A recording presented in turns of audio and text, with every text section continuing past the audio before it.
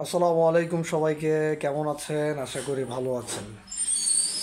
তো আজকে যে বিষয় নিয়ে আলোচনা করব, সমালোচনা। যে তোমার সমালোচনা করে সে তোমাকে শক্তিশালী করে। কারণ সমালোচনা তোমাকে তোমার সীমাবদ্ধতা থেকে সচেতন করে, বা তোমার সীমাবদ্ধতা সম্পর্কে সচেতন করে, এবং সেগুলোকে অতিক্রম করতে সাহায্য করে। যারা সমালোচনা গ্রহণ করে তারাই জীবনে সাফল্য অর্জন করে। কারণ তারা বুঝে যায় যে জীবন কিভাবে পরিবর্তন করতে হয়, নিজেকে কিভাবে পরিবর্তন করতে হয়।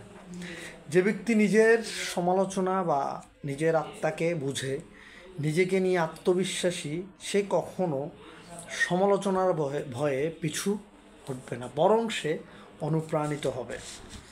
প্রকৃত জ্ঞান, প্রকৃত যে জ্ঞান, এই প্রকৃত জ্ঞান অর্জন করা যায় একমাত্র নিজের ভুল স্বীকারের মাধ্যমে এবং নিজের ভুল ধরার মাধ্যমে, বুঝতে পারার মাধ্যমে। অতএব সমালোচনা আমাদের চিন্তার পরিসর বাড়িয়ে দেয়। মাথায় রাখতে হবে, সমালোচনা করার যোগ্যতা সবার থাকে, বাট যারা সমালোচিত তাদের যোগ্যতা লাগে। তো বিষয়গুলো বলার আসলে কারণ, আমরা সমালোচনা সহ্য করতে পারি না। এটা আমাদের রাষ্ট্রীয় জীবন, সামাজিক জীবন, বৈবাহিক জীবন, পারিবারিক জীবন, সকল ক্ষেত্রে আমরা নিজেদেরকে সবসময় সমালোচনার বাইরে রাখতে চাই। কেউ আমার ভুল ধরবে বা কেউ আমাকে নিয়ে একটি কটু কথা বলবে, এই বিষয়টা আমরা মানতে পারি না। বা আমার যে অপরাধ, বা আমার যেই সমস্যা, বা আমার যে ভুল, এই ভুলগুলো নিয়ে অন্য কেউ কথা বললে আমাদের রগ চটে যায়। কারণ আমরা মানসিকভাবে এতটাই উগ্র যে আমরা, কেউ যখন আমার ভুল বা আমার সমস্যা নিয়ে কথা বলে, তখন আমরা এটাকে সহ্য করতে পারার ক্ষমতাটা আমাদের এখনও হয়নি। বিশেষ করি আমরা যারা বাঙালি জাতির মধ্যে রাষ্ট্রীয় জীবনে রাজনীতিবিদ, সামাজিক জীবনে সমাজনীতিবিদ, পারিবারিক জীবনে পরিবারের কর্তা, তারা আমরা কখনোই নিজেদের ভুলগুলো দেখতে পাই না, নিজেদের সমস্যাগুলো আমাদের চোখে পড়ে না।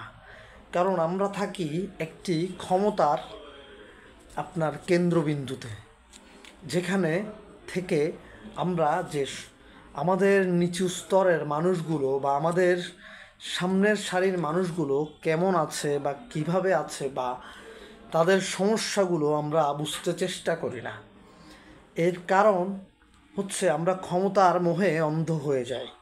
আমাদেরকে ক্ষমতা এমনভাবে অন্ধ করে দেয় যে আমরা ক্ষমতার পাওয়ারে মানুষকে মানুষ মনে করতে পারি না। তাই সমালোচনা আমাদের গায়ে লাগে না। এই সমালোচনা যে করে তাকে আমরা বিভিন্নভাবে হেনস্থা করে থাকি, বিভিন্নভাবে আমরা সমস্যায় ফেলে থাকি, বিভিন্নভাবে তাকে আমরা প্রতিরোধ করার চেষ্টা করি। সেটা আমরা অতীতেও দেখেছি। রাষ্ট্রীয় রাজনীতিবিদ যারা ছিলেন এবং বর্তমান ভবিষ্যৎ অতীতে সমস্ত ক্ষেত্রে যারা আছেন থাকবেন, সবার ক্ষেত্রে আমরা সমালোচনা সহ্য করার মতো আমাদের ক্যাপাবিলিটিরা হয়নি। যদি সমালোচনা সহ্য করার ক্ষমতা বা সমালোচনা বোঝার মতো ক্ষমতা বা নিজের ভুলগুলা দেখার মতো ক্ষমতা যদি আমাদের মনে থাকতো বা আমাদের মস্তিষ্কে থাকতো, তাহলে আমরা ভুল করতাম না, এবং আমরা আমাদের যেই অবস্থান, এই অবস্থানকে আমরা আরও বেশি এগিয়ে নিয়ে নিজেদেরকে সর্বোচ্চ পর্যায়ে নিয়ে যেতে পারতাম।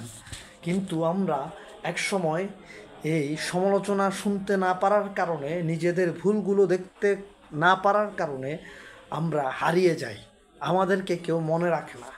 কারণ আমরা মানুষকে তখন মানুষের পর্যায়ে দেখি না বিধায়, মানুষ সমালোচনা করলে তাদেরকে আমরা শাস্তি দিই বিধায়, তাদেরকে আমরা বিভিন্নভাবে হেনস্থা করি বিধায় আমরা সবসময় প্রকারে সর্বক্ষেত্রে আমরা পরাজিত হয়ে যাই, এবং আমরা একসময় হারিয়ে যাই। মহাকালে আমাদের কোনো অস্তিত্ব থাকে না। যদি আমরা সমালোচনা বুঝতাম তাহলে আমাদের অস্তিত্ব থাকতো, আমরা ইতিহাসে একটি অনন্য জায়গায় অবস্থান করতাম। তো সবাইকে ধন্যবাদ। আসসালামু আলাইকুম।